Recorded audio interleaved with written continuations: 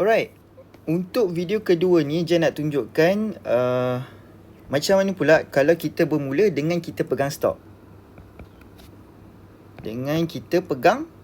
Pegang stok. Yang pertama tadi Jan dah tunjukkan kan video macam mana kalau kita bermula tanpa kita pegang stok. Kali ni kita pegang stok.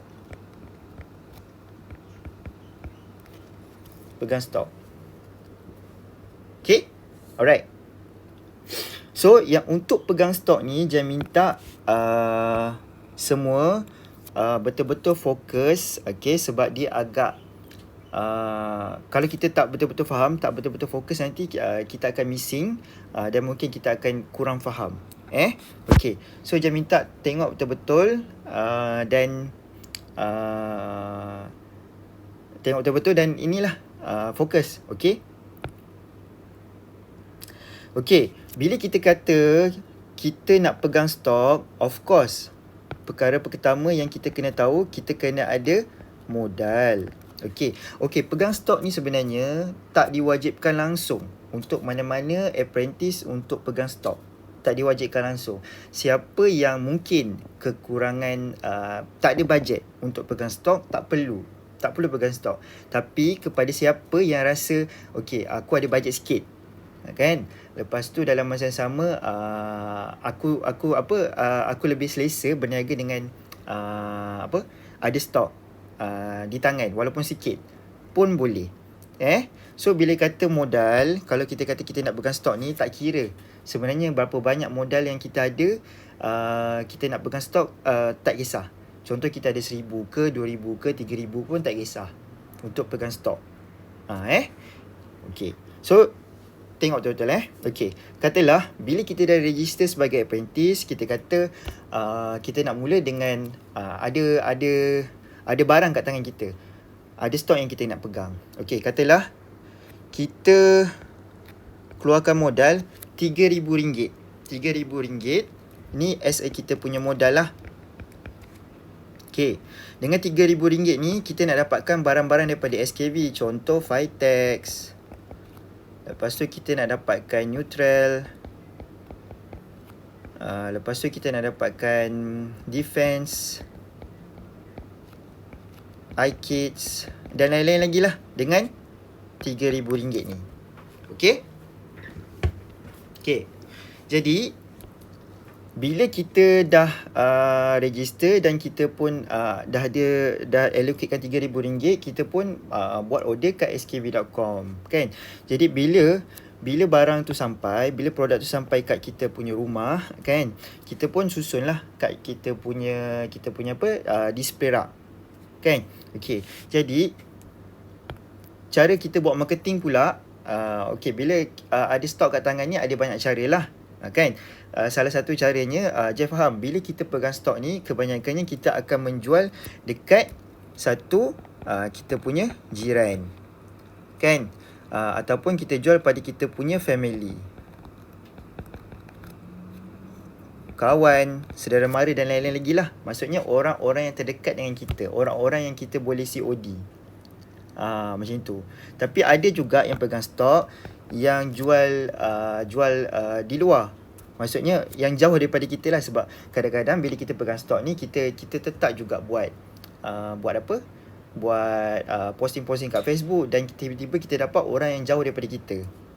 Kita buat online jugalah. Okay, so kalau yang macam ini, yang online ni, jangan ambil barang daripada sini yang kita beli ni.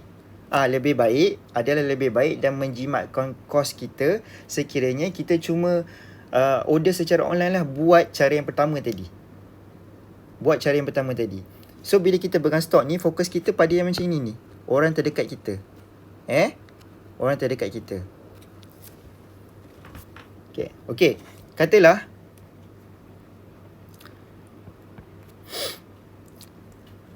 jiran kita, dia tahu kita ada barang SKV, dan dia pun nak cubalah barang-barang SKV. Katalah dia nak cuba iKids, kan. Okay, so bila dia nak cuba iKids, sama juga proses dia. Kita kena explain kat dia lah, kita kena beritahu iKids ni apa semua gitu. So bila dia kata okey dia nak cuba untuk anak dia, sama juga proses dia, kita kena dapatkan nama dia. Apa ni? Kita kena dapatkan nama dia. Kan? Nombor telefon, email, dan kita kena juga inform dia benefit. Kan? Dan of course dia pun kena buat bayaran kat kita lah. Kalau iKids ni 110 campur lagi dengan RM5.4. So total 115 40 sen. Dia akan dapat 2 box iKids lah. So kita kena register dia. So bila register dia, sama juga proses dia. Register di skv.com. Okay. Barang tu kan ada pada kita kan, sebab kita kan ada beli iKids kan, dengan modal RM3,000 ni kan. Okay? Barang tu ada pada kita bagi pada dia secara by hand, sebab dia jiran kita dekat. So kita tak payahlah nak post apa benda semua, dia akan menambahkan lagi kos. So bila dia dekat dengan kita bagi dia secara by hand kan. Jadi bila secara by hand, okay, kita registerkan dia. Jadi bila kita dah registerkan dia, okay, kita kena purchase, repurchase. Ni kena tengok betul-betul. Kita kena repurchase. Sebab apa kita kena repurchase? Kita kena repurchase iKids. Sebab apa kita kena repurchase? Satu, kita kena repurchase sebab sebab ni kita nak registerkan dia ni kat dalam skv.com ni registerkan ni. Kan bila jadi ahli dia dapat benefit. Dia dapat point. Jadi untuk belian dia yang ni dia dapat point. RM110 tu dia dapat point.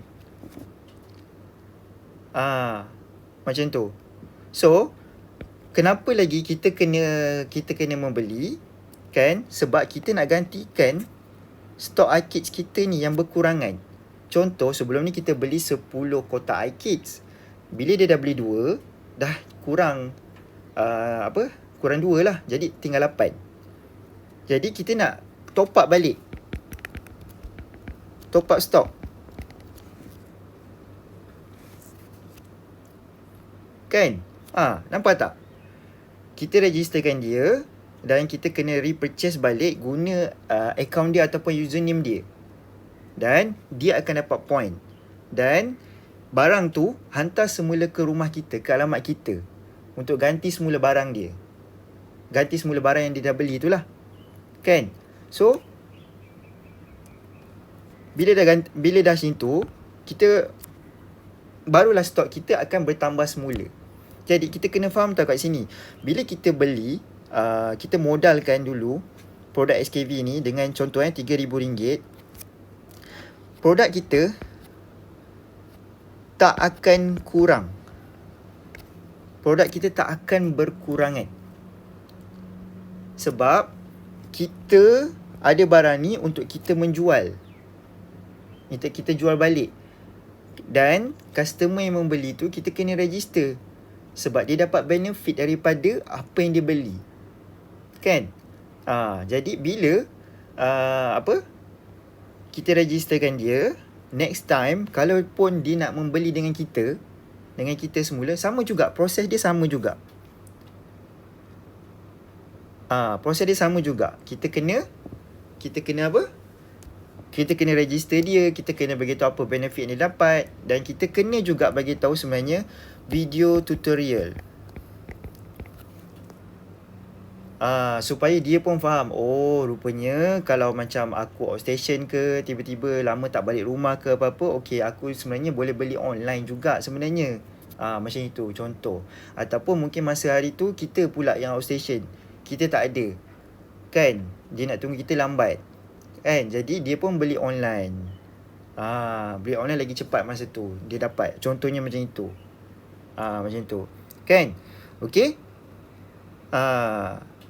Jadi bila kita dah repurchasekan untuk dia iKids tu, stok kita pun dah bertambah.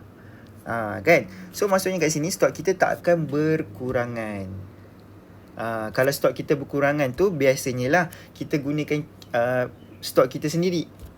Untuk guna sendirilah, senang kata. Untuk minum ke, untuk makan ke sendiri. Kalau kita tak bayar lah. Kalau kita bayar balik, maksudnya stok kita tak akan berkurangan. Tapi untuk customer, kalau customer yang membeli, stok kita memang tak akan berkurangan. Kalau kita kata 3,000 kita dah keluarkan modal, stok kita nanti awal bulan depan kita kira balik memang ada 3,000 lagi. Macam tu. Ingat konsep untuk pegang stok ni, senang kata, kita nak menjual pada orang-orang terdekat. Contoh pada jiran-jiran taman kita, orang-orang yang kita kenal, saudara mara, family, dengan orang terdekat, supaya kita dapat bagi terus barang yang kita ada tu, produk yang kita ada tu terus pada dia. Setengah orang kan tak suka tunggu kan. Kita cakap hari ni, okey, mana barang? Terus kita boleh terus bagi. Tapi janganlah pula gunakan konsep kita ada barang kat tangan, lepas tu kita dapat customer yang jauh-jauh. Contoh kita duduk kat mana? Kat Johor. Lepas tu kita dapat customer yang duduk Perlis sana. Kita pula sibuk-sibuk buat post apa benda semua. Itu salah. Konsep tu salah. Sebab kita tambahkan kos kita.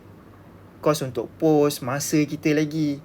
Sedangkan kita boleh je key in order kat dalam sistem, kan?